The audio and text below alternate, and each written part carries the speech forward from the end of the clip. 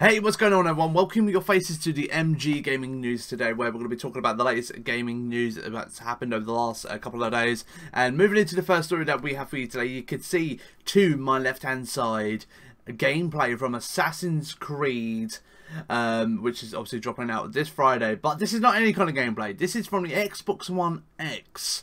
Obviously the new Xbox that's coming out soon. Just look at that! Look at that view! Look at that view! It's amazing. It's so beautiful. I absolutely love it. And it's 4K render, everything like that, on the Xbox One X. It looks absolutely fantastic.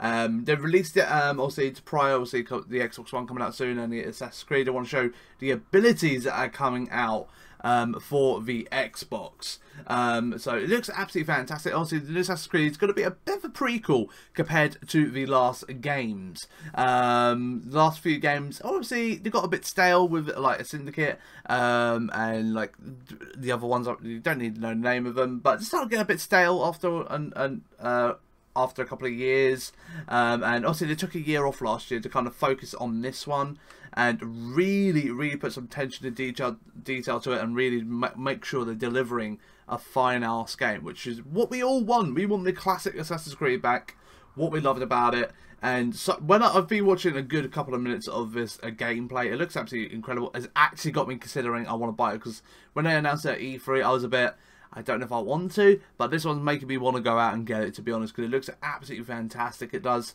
and I can't argue with it. And it's especially because I've been hearing like certain things about the game as well. Especially the fact it's going to be apparently more like a Witcher 3 kind of vibe to it in a way. I absolutely loved Witcher 3. I thought it was an astounding game, Witcher 3, and they said it's definitely got an element of that in this game. I think like one game critic said it was like a fan at Ubisoft who's working on Assassin's Creed played Witcher 3, and they basically created it in the new Assassin's Creed, which is not a bad thing, to be honest. It's not a bad thing, because Witcher 3 did very well, and if it has the same kind of tone, I will totally dig that kind of vibe from Assassin's Creed. And it's definitely going to be more of that RPG element to it. It's got that more like combat system to it, and obviously, well, I was just saying Witcher 3, I look forward to it. But if you do want to check out the full gameplay, I'll leave a link for it in the description down below, so you can go check it out yourself. It's about a 30-minute video worth of gameplay, so you get different types of things going on, and obviously it will contain spoilers and all that stuff when you are watching the video, so spoiler warning. So moving into our next story now is coming from GTA 5. Some of the fans have been always wanting a DLC expansion to the single player, and they've always been kind of sat on the fence, kind of waiting. But as we all know, Rockstar have been popping out more, mainly focusing on the online side of GTA than the single player. The single player was fantastic. I absolutely enjoyed it. I remember having a week off from work to play it. Absolutely fantastic. I think it's one of the best GTA stories it could be, and I would love to have had an expansion to the game, but we never got it. We never did get it, and the people are still asking now, are we going to get it? And sadly, we're not going to be getting an expansion, and the reason is a mixture of two things. Because I thought the multiplayer was more priority, because obviously competing with the online competitive market these days. But the Rockstar absolutely love creating single player games. They would love to have done it. They did it on previous GTA games, on GTA 4.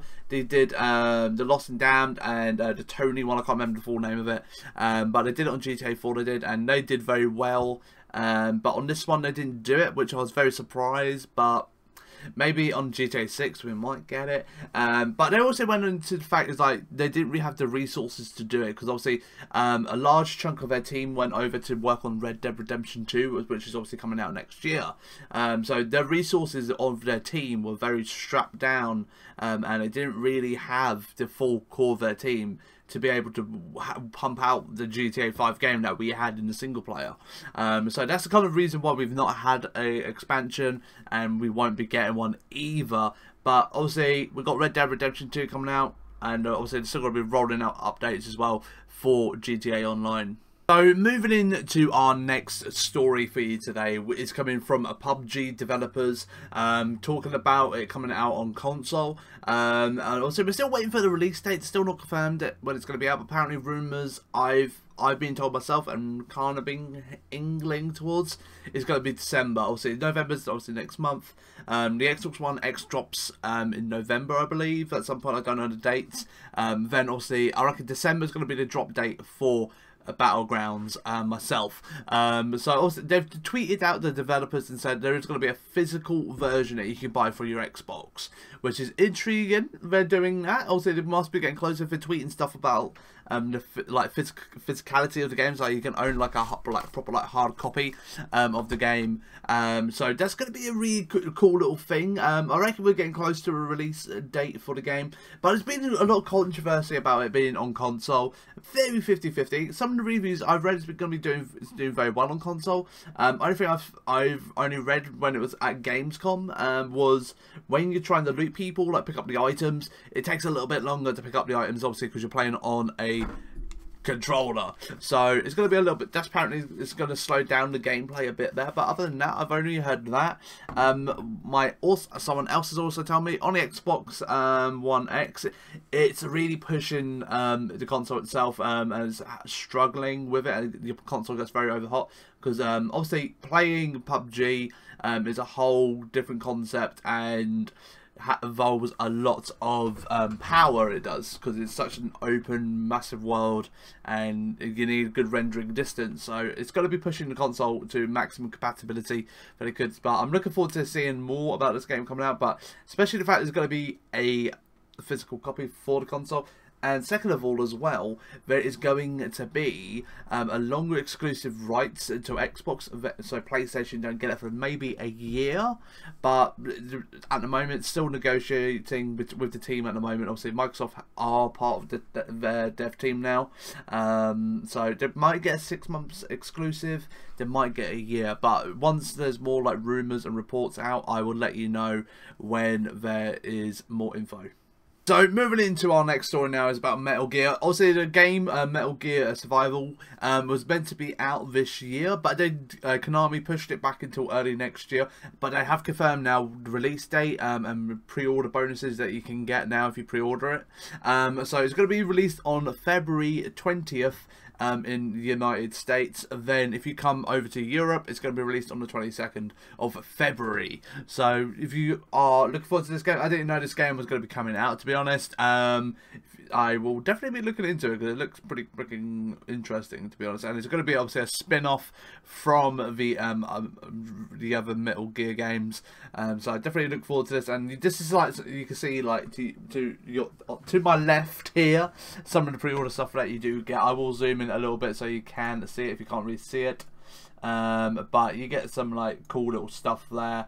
So if you do want to have a little look nose, and that's what you get in the pre-order, that you get a survival pack bonus, which is called. So this one I find very interesting. It is about the Master Chief Collection, which came out for the Xbox One in 2014, and I completely forgot about the game. I honestly did, and it was a fantastic game. I love the idea of it. All the games remastered, all the classic multiplayers. But there was always this one problem: the matchmaking on the game, which they called the Black Eye system. It was having long periods of games, maybe not even finding a game at all. And the director of the Halo franchise came out and said they are looking to work on the game and making it come back to where they want it to be, because they are being very disappointed on how rocky it was when it launched in 2014, and they're still updating it now, which I didn't know they were still doing. They're still updating it now, so I think they're going to try their best to push it on the Xbox One X when that drops, so you can play all these classic games again. I freaking love the Halo franchise, and if it does well, man, fix servers and all that, I would definitely go back to playing the Halo Master Chief Collection, because it was a great idea, but it didn't really have that dominant kind of when it came out because of the matchmaking, and I could definitely say the matchmaking was not that great on it.